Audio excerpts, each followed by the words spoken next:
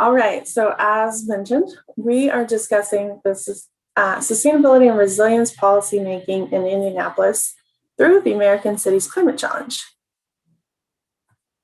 A quick overview of what we'll discuss today. I'll do some introductions. I want to establish give you some content on Thrive Indianapolis, as well as the American Cities Climate Challenge. And then we'll dig a bit deeper into our legislative initiatives, which were already previewed, including benchmarking and transparency ordinance, the EV readiness work, and transit-oriented design, before closing out with some time for question and answers. So as you might guess, I'm Morgan Mickelson, the Director of the Office of Sustainability. We have Kelli Blinn speaking about our EV readiness legislation, and Eddie Homia, our Senior Planner from DMD. All right, so Thrive Indianapolis. It was a really big deal because it's the city's first ever sustainability and resilience plan, in which the vision is to create an authentic, inclusive city with happy, healthy, and resilient neighborhoods. The plan utilizes 4 core values to represent the city's priorities and really drive the decision making. And those 4 values include capacity building, equitable services, poverty reduction, and fiscal responsibility. The gray graphic here depicting Indianapolis outlines the 8 plan elements, in which these are different sectors of our community that we need to be considering and evaluating when addressing our long-term sustainability and resilience goals. Therefore, the resulting 59 action items throughout Thrive Indianapolis touch each of these 8 plan elements in some way. And the American Cities Climate Challenge, this is actually a Bloomberg Philanthropies initiative, in which it was actually created in direct response of former President Trump pulling out of the Paris Climate Agreement. And the idea here was to help cities continue to pursue their climate action and commitments to the Climate Accord. These areas of focus that you see listed here: reducing energy building use, increasing renewables, electrifying our vehicles, those solutions actually fit perfectly within our already established Thrive goals. And so our participation as one of 25 cities selected to join the American Cities Climate Challenge actually also directly supported our Thrive, resilience, and sustainability goals. And these legislative initiatives that we previously previewed, this is just a slide to display how they fit within the overall Thrive goal. They're actually, the 3 areas that we're touching on today are directly from the 59 action items. Our benchmarking and transparency report is pulled from the built environment. And the 2 other topics that we'll touch on today are with our transportation and land use sector. So first, I'm going to discuss the built environment. The action item 1A within the built environment is to develop an energy benchmarking and disclosure policy for municipal and commercial buildings, with the first year of disclosure completed by the end of 2020. Obviously, 2020 has come and gone. There were many challenges that we all faced last year, and so it's no surprise that there is a slight delay in our timeline. However, the work is still moving forward. Here, I'd like to establish just what benchmarking and transparency is, so we can talk about it a little bit more in depth. Benchmarking is the act of putting a building's owner's energy and water consumption into a platform, along with some building characteristics. We're utilizing a portfolio manager. It's a free platform provided by EPA Energy Star, and it will actually allow our building owners to monitor their building efficiency and compare their performance to similar buildings. On an annual basis, the building owners will actually submit their benchmark data to the city, and in turn, the city will share the building scores with the community. That is the act of the disclosure, which is referred to as transparency in the ordinance. Here's a map displaying all of the other cities across the nation that have pursued similar policies. We're in really good company with our neighbor over in Columbus, Ohio. They have just enacted, they're in their first year of compliance actually for a very similar benchmarking and transparency policy. I put this map up here just to demonstrate not only that it's been done before, but we understand the best practices that other cities utilize. And we have really learned from our peer cities in determining what's going to work for Indianapolis. If you are familiar with Thrive, you've probably seen this graphic before. It is a graphic depicting our community greenhouse gas emission inventory from 2016.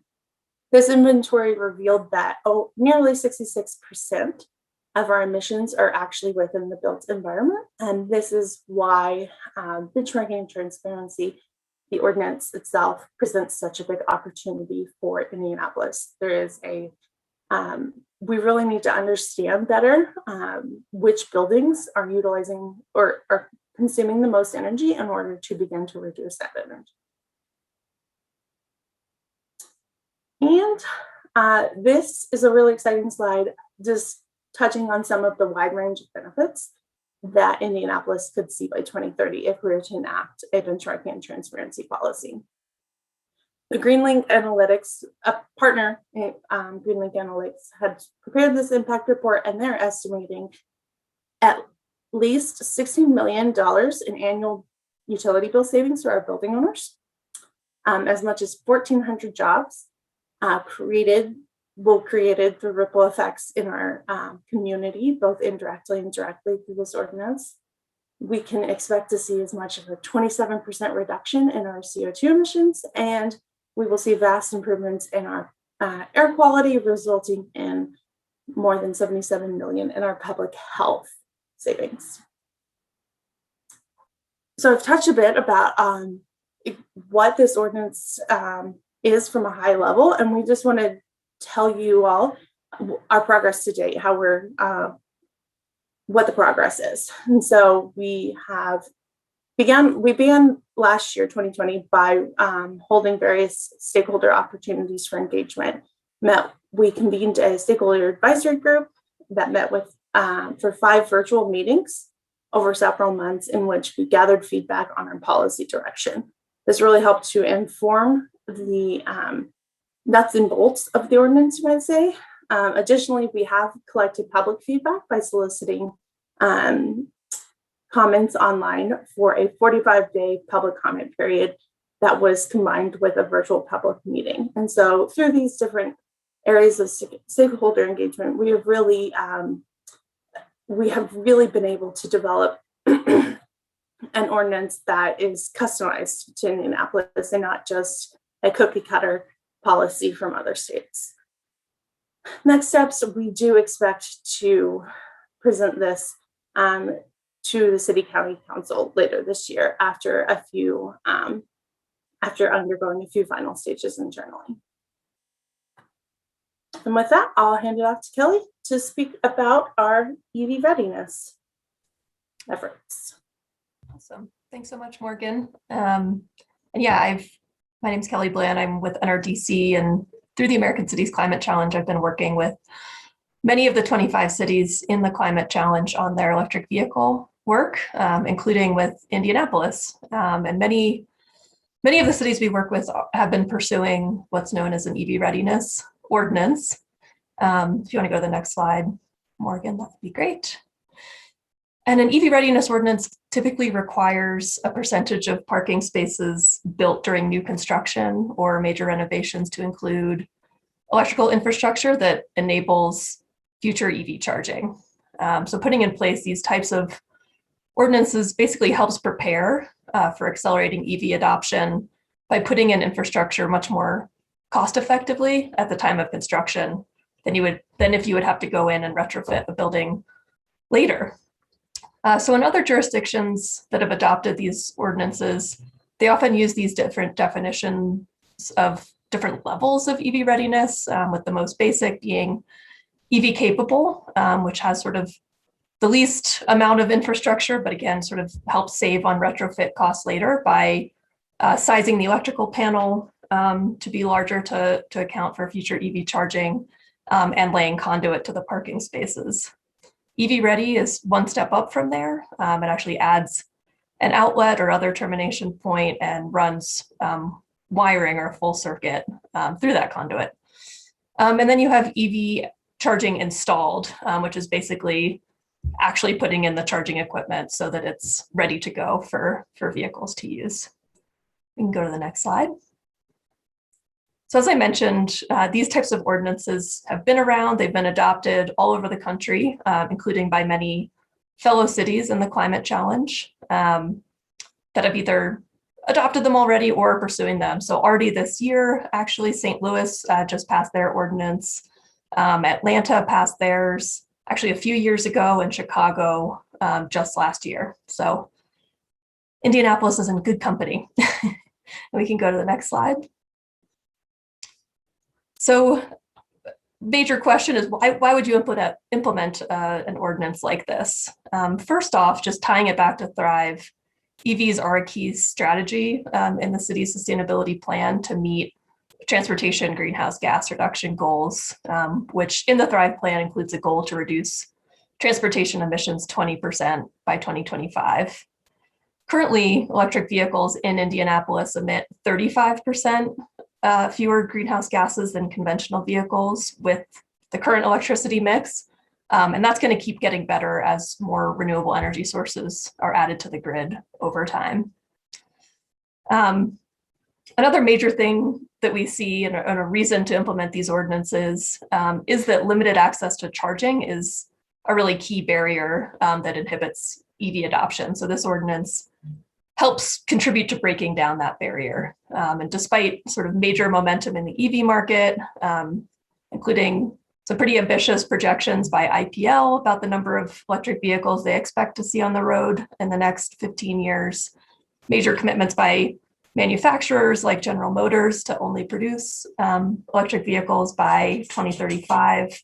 There's still these barriers. It's a different way of fueling vehicles. And so really thinking through comprehensively how to make it convenient and affordable for residents to own and charge an electric vehicle is a key step. The other big thing is cost. EV readiness requirements add EV charging during construction and major renovations when it's most cost effective to do so. When you haven't yet built your parking lot or when you're already tearing it up, that's the cheapest time to lay conduit, put in some of this infrastructure. And generally it can save around 75% from installing that infrastructure upfront rather than later on. And finally, just an additional point is a lot of times parking structures or parking lots last for decades. And so even if EVs aren't everywhere on the road yet, the projections are that they will be quite soon, and certainly in the next 20 to 40 years that these parking structures built today are expected to last. You can go to the next slide.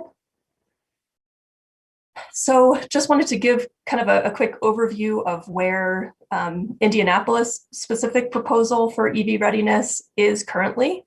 There is a draft code prepared that would include EV ready requirements for new single family, multifamily, and commercial development in limited zoning districts. And if there are questions about what those are, I might have to pitch that to Eddie, who's been working more closely on the code.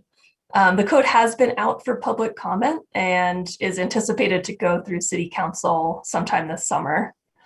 One kind of interesting aspect of the ordinance to highlight is an incentive for developers to add higher levels of EV readiness beyond the baseline requirements by reducing the amount of parking that they add to their developments, which in turn sort of addresses multiple goals of the city at once, both incentivizing EVs more, as well as encouraging other non-auto uses as well by limiting parking.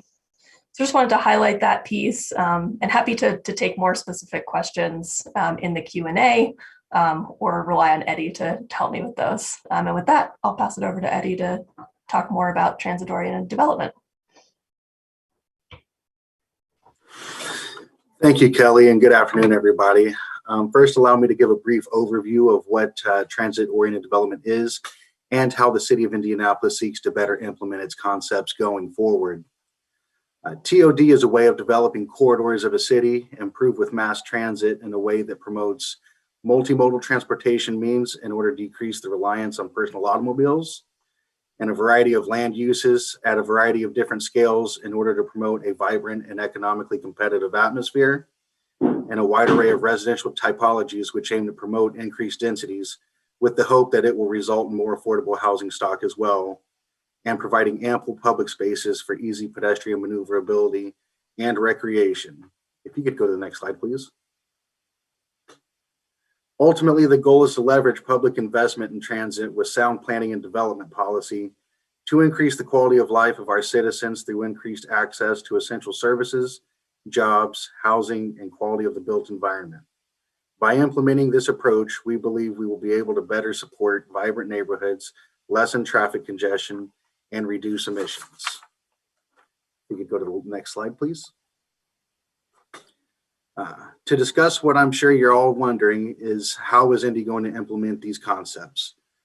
First and foremost, we are currently proposing a draft that would create a transit-oriented development overlay district that would apply to all commercial and mixed-use districts within 1,000 feet of an improved bused rapid transit line that would limit non-contributing development patterns and land uses along the corridors. It would also establish development standards that would promote walkability, create improved streetscapes, and promote more creative residential and commercial design in a wider array of residential typologies. In addition, we are also proposing countywide amendments to most of our sensible dwelling districts to allow for increased infill development and specifically recalibrating its development standards in order to support and encourage infill housing development and better implement and promote the creation of the missing middle. Simultaneously, the city is proposing new infill housing guidelines, which will replace the existing 1993 policy in order to help ensure future development is appropriate for its context.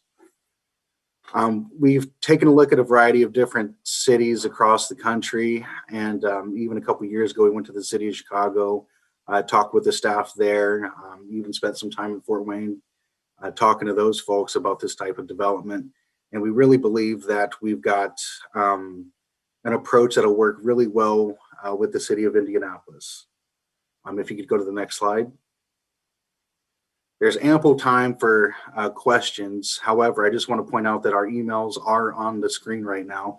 So if you do have any specific questions regarding any of these specific components, feel free to reach out to any of us directly. In addition, the TOD ordinance is out for public comment right now. If you would like to read it in its entirety, you could go ahead and send me an email, and I'd be happy to give you that link to do so. So if we could open it up for questions, that'd be greatly appreciated. Thank you. The first question is, how has the sunsetting of Blue Indy electric rideshare impacted Indy's EV readiness? I would say that it hasn't impacted it at all. I think the main thing to keep in consideration is that Blue Indy was kind of a public-private venture that really was more in line with a rental service than actually affording citizens the opportunity to be able to charge their vehicles at a rate and throughout the city in a way that kind of countered the concept that EVs are hard to find a place to charge. So the only thing that they have in common is that they deal with EVs, but they approach the implementation of using electric vehicles completely different. One's for rent and one more promotes ownership. Okay, fantastic. And Morgan or Kelly, would you like to add anything before we maybe start looking for some more questions? And again, if you do have questions, feel free to put them in either the chat or the Q&A chat, and I will ask them for you.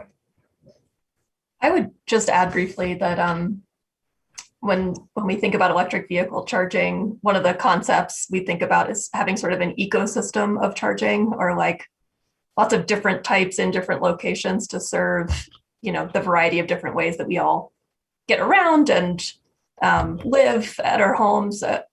In the past, being able to charge at home has been by far the most sort of commonly used way of charging. And so this EV readiness ordinance really aims to address that piece of it.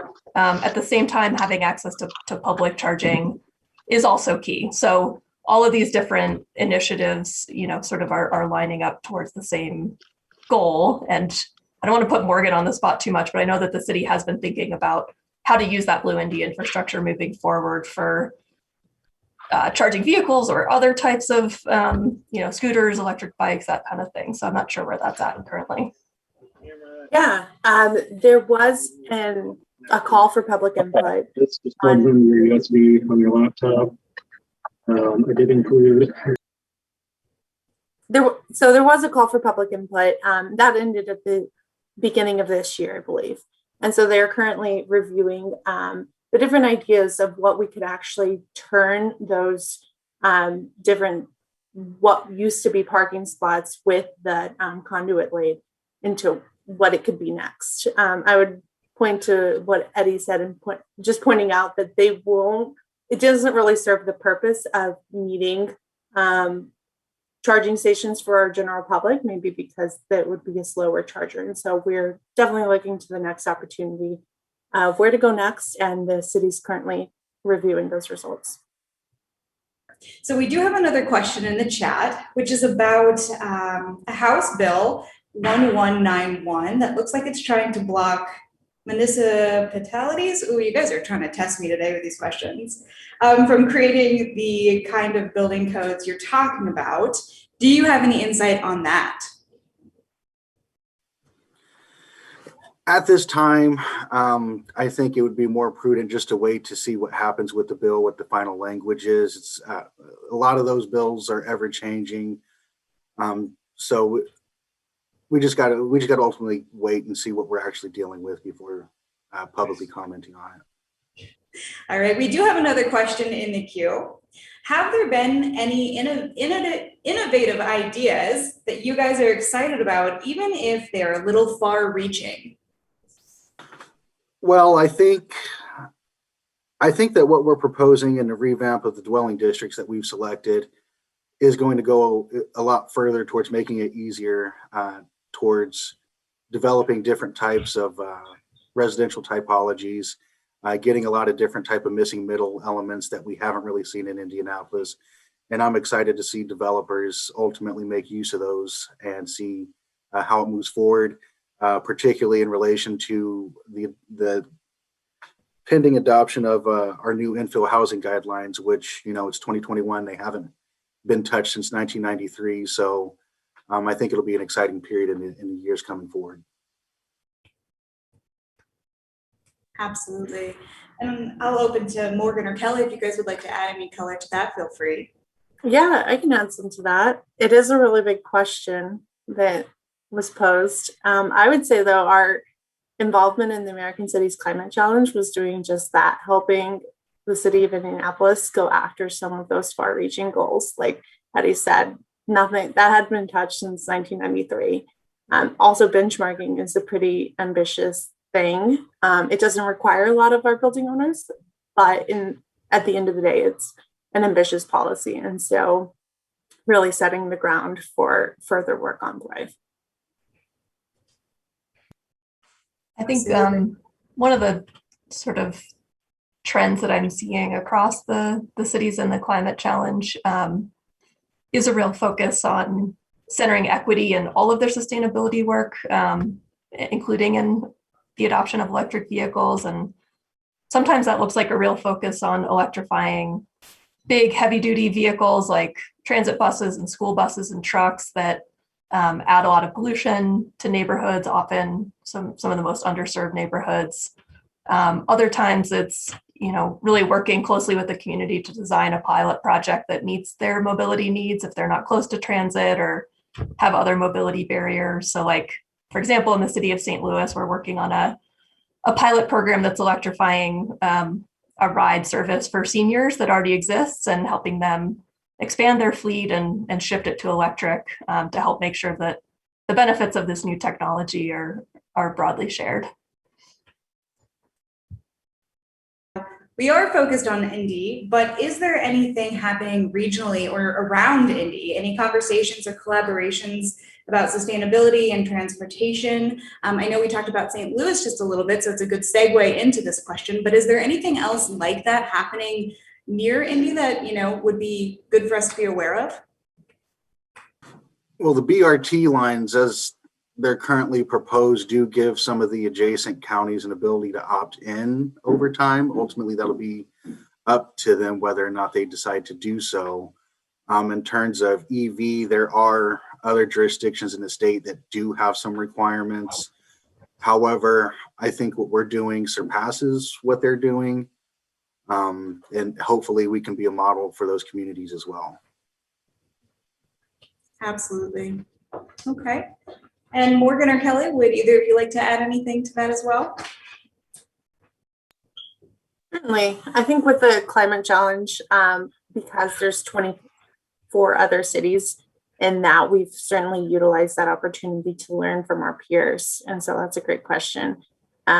St. Louis is doing some really exciting things with their taking their benchmarking policy to the next step of actually helping building owners set targets for energy reduction. And so that's some really cool things happening right here in the Midwest. So we're certainly looking to our peer cities to help determine our next steps. Well, thank you so much for your time. Again, incredible talk, incredible questions, incredible answers. I will go ahead and pass it off to the MC now, who will introduce our next topic.